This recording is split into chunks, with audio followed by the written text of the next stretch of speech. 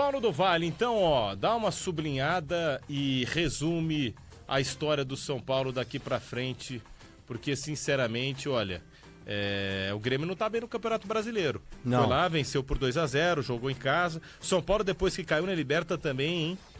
Desandou. Desandou. Teve aquela graça lá do Hernan Crespo no início, Libertadores, enfim, depois que caiu, desandou, viu, PDV?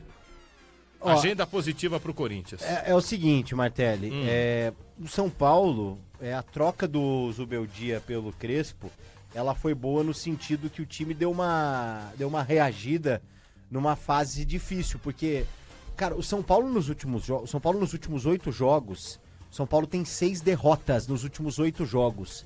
O São Paulo venceu um jogo de 7 nas últimas partidas. Então, assim, o campeonato do São Paulo neste recorte é um campeonato de rebaixado. Imagina só se o São Paulo não tivesse dado aquela recuperada quando o Crespo volta. O São Paulo hoje estaria provavelmente muito na briga contra o rebaixamento. O que a gente pode dizer é que o campeonato que o São Paulo se inseriu depois, o de brigar por Libertadores, hoje é um campeonato também que está um pouco longe do que o São Paulo imagina, né? Ontem um jogo bem ruim.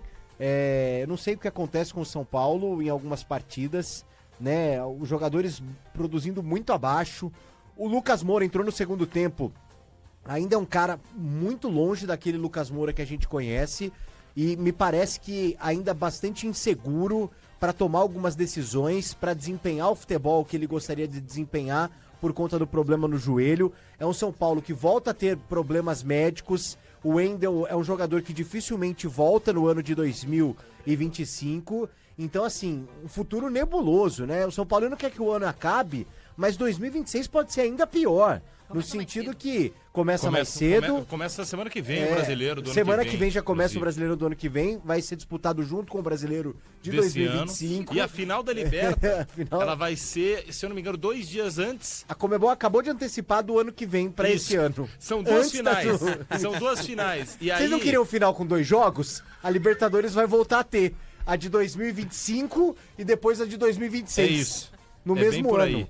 Mas, ô Martelli, falando sério, a perspectiva do São Paulo é ruim, porque o próprio Casares falou na coletiva essa semana que o segundo tempo da minha gestão é o segundo tempo de apertar os cintos. O São Paulo divulgou um balancete financeiro anteontem, dizendo que diminuiu a dívida em 55,5 milhões de reais. A dívida estava na casa de quase 970 milhões, caiu para 912 milhões. Porém, o São Paulo estourou o orçamento do futebol em 91 milhões de reais, sem ter comprado nenhum jogador e batido o dobro do que era pra vender atletas. Então, assim, o São Paulo tá vendendo o almoço pra pagar a janta. Cadê o dinheiro?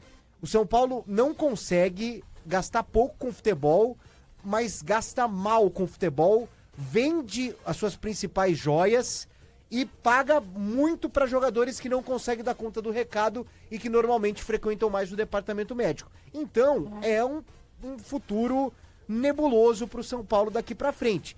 Eu se eu fosse o São Paulo, de modo geral a diretoria do São Paulo, o elenco, eu tentaria fazer uma força-tarefa pra se enfiar na Libertadores do ano que vem. E é isso. Porque sem a Libertadores, o 2026 do São Paulo pode ser ainda pior. Pode ser mesmo, porque vai ter que vender jogador, vai ter que fazer caixa. E o São Paulo vai vender jogador em dezembro, Vai vender. São Paulo Luciano vai vai vender embora, jogador com em dezembro. certeza. Não, mas eu tô falando de cara da base, né? Entendi. Cara tipo Pablo Maia. Pablo Maia. Que tá perdendo o timing de ser vendido Tá perdendo também. time, coitado. Teve várias lesões também.